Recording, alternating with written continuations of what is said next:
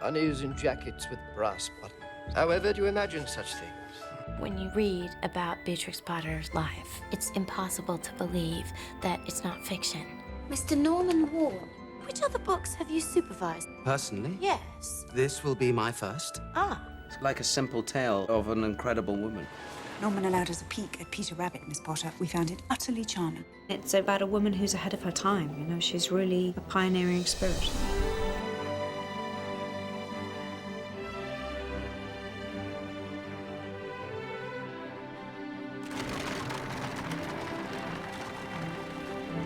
This is a film about a modern woman plonked into the middle of Victorian England, and how does she cope with this? Faster, Saunders, if you please! No, Miss Beatrix, no! What's expected of her is that she will marry a suitor of her parents' choosing, that she will settle down and become a sort of obedient wife and the mistress of a household.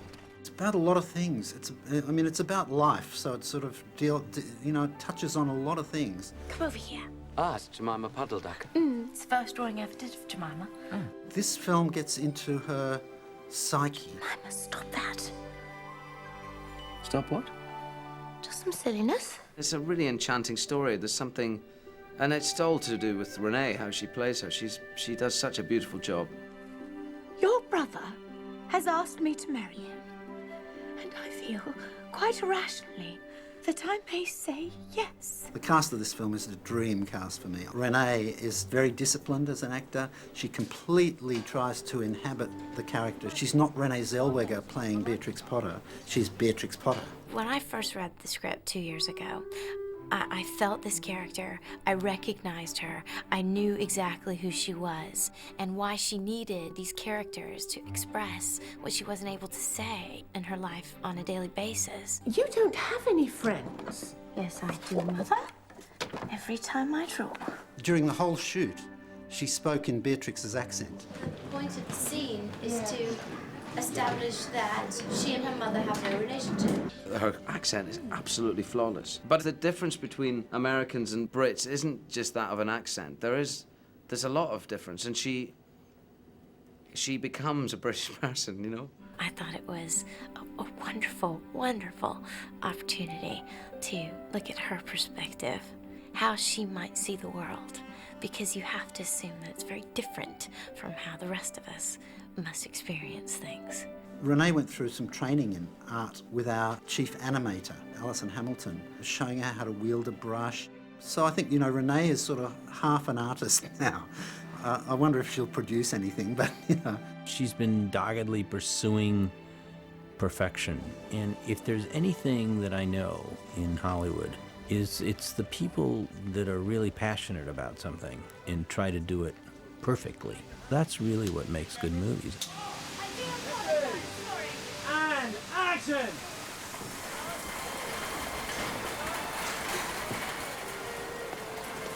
Miss Potter! Mr. Warren! I was beginning to fear you wouldn't come. When I first started speaking to Renée said, you know who I want to cast for Norman? Ewan McGregor. And it was just synchronicity. Their chemistry together on screen is astonishing, quite extraordinary. He's like a real old-fashioned movie star in this film. He's terribly dashing and romantic, and ever so slightly a little bit of a twit, which makes it even more endearing. Ewan Rabbits, extraordinary.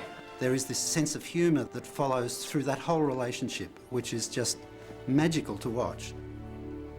Yes. I think he has a very rare quality, an ability to emote in a very honest way that's subtle and not manipulative. Goodbye, Miss Potter. I was just so excited to see him play Norman for that reason and to get to go to work with him. Goodbye, Norman. In this very emotional, beautiful story. It's a real actor's film. There's a really nice sense that we're creating the scenes together in a very satisfying way for the actors. What I love about my cast is they just moved me to tears. We wheedled, cajoled, and absolutely insisted that Norman bring you round for tea. I have decided that you and I are going to be friends. Millie Warren's a real person. She is the publisher's sister. She's kind of conceived as an early feminist, I suppose. Men are bores. They're useful for only two things in life: financial support and procreation. Billy. Beatrix has an independent inner creative life which really delivers her from that situation, from that confined prescribed life that women had at that time. I'm so glad that Norman found you, Beatrix. I was missing something I didn't even know. I've always wanted to work with Emily because she's one of our finest actresses, and I have such a great time with her. Why can't you talk about the weather like other girls? Well, all the other unmarried daughters in our circle, and believe me, there are many, they sit around all day gossiping and unaccountably bursting into tears. But you have done something. You've written a book. I warn you, I am prepared to like you very much. The three of those together, Renée, Ewan and Emily, I find just astonishingly wonderful. Red light, she's saying red light. Okay, stand by for a stop, start rehearsal, please. Rehearsal! And action! This is totally magic. You're going to be able to touch the magic in this, because when they, it's just going to be lovely. And who better to do that than Chris Noonan? I knew when I read the screenplay that the tone of what he would do would be just right. He has a childlike curiosity that's ever-present. He's looking around and wondering, what next? He's always discovering something as it goes along. And he's a very likable man. Cozy, cozy, cozy. Chris Noonan has a very deft touch at balancing imagination and drama and whimsy. We're very lucky, and it's exactly what we needed for this film. Some of your paintings are quite pretty, Beatrix, but I'm not going to deceive you as your father does and call them great art. And cut. Can I ask you a favor? Yes. It seemed like a perfect partnership. The lady who created these beautiful stories that resonate with children, and Chris and his curiosity and his gentle manner and how he handled the telling of the story. It seemed right. She wants to make contact with her daughter. He has a very subtle touch, and he's able to place sentiment without it being overly sentimental. I think with the animation is just right. There's a little bit of it where you see the characters move, but not too much. It really feels to me like if Beatrix Potter had been an animator, that's what she would have come up with. It's absolutely spot on. It suits it, doesn't it? It looks nice. You're laughing at me. I am not laughing. I think you look fabulous. You are. I'm only enjoying it because it's fake fun. I think the fun that we had on set manages to communicate itself through the film, and I think you sort of get a sense of, you smile a lot through the film as well. Cut! Perfect!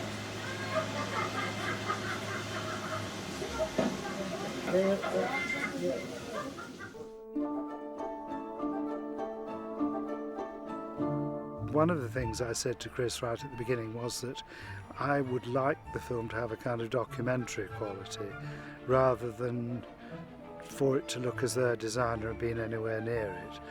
And so I said I would like to attempt to do the whole thing out of stock rather than making all the clothes, which is in fact what we've done. The way that you do that, you have to have a vision in your head of how that person should look, and the progression of how they looked when they were young, how they looked when they were older, and what you would like to see them in. And then you go and try and find it. And I was able to do that, and was able to find things that were exactly what I would have designed. Anthony Powell is a slave to detail. He absolutely immerses himself. Every day the detail, he always comes in to place the jewellery, he always comes in to see if everything's exactly right. The amount of thought is staggering. Miss Potter! Mr. Warren! I was beginning to fear you wouldn't come.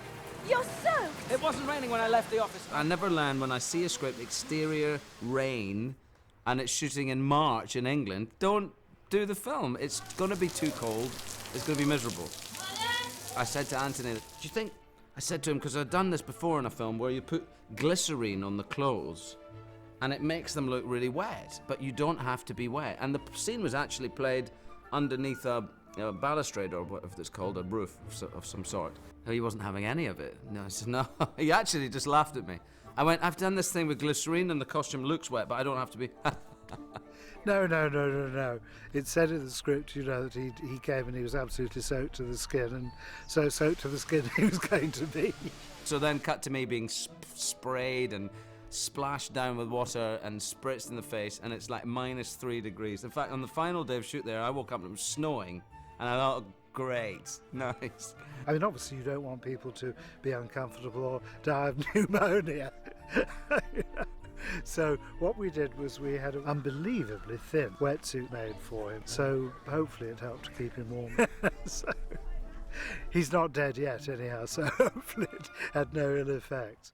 This was a project that had to be shot in England and had to be shot either in Scotland or the Lake District, really. And Beatrix Potter vacationed in both places, but we just sort of focused on the Lake District as being the place that we would feature. The Lake District was so much part of her life from when she was the smallest child. The family used to take their holidays in the Lake District. And it was the place that she chose as her home, you know, from middle age onwards. It was obviously something that was extremely important to her.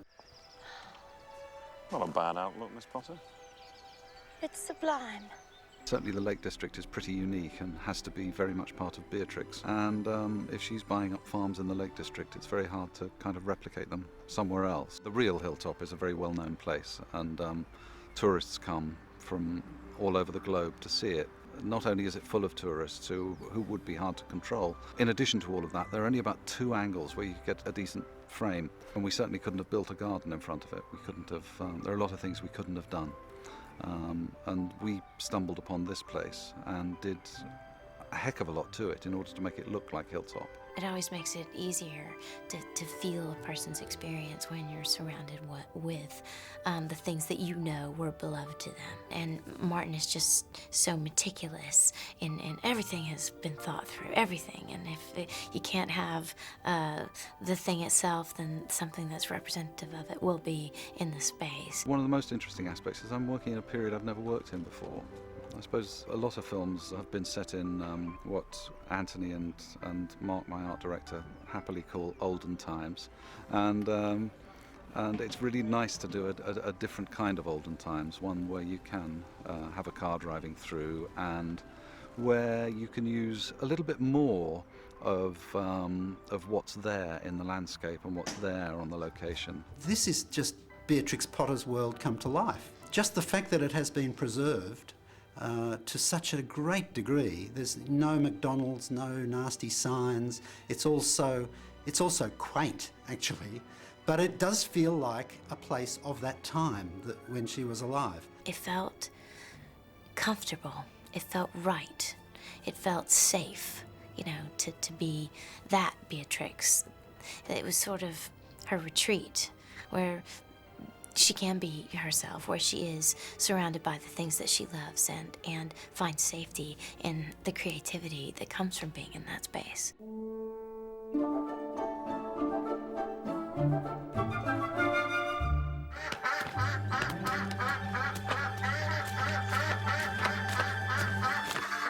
Beatrix Potter has existed in every child's life, in every country of the world.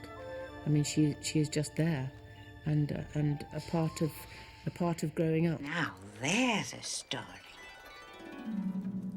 As I heard tell, young Master Peter had a narrow escape from Mr. McGregor's garden. So many people have been, you know, it was probably the first stories they were ever read by their parents. They have been translated into nearly 40 foreign languages, and she supervised the first translations into French and German and Dutch herself, although she didn't speak the languages. That didn't destroy her confidence in supervising the translations. And they're known all over the world. When you read about Beatrix Potter's life, it's impossible to believe that it's not fiction. And I became excited that people would come to know the real woman. Lots of things about her life I found completely astonishing.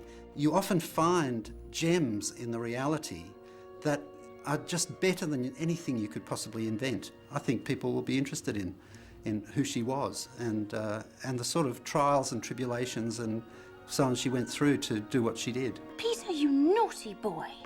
Look what an example you're setting. That's better. Any more of that, and I'll paint you out. When people close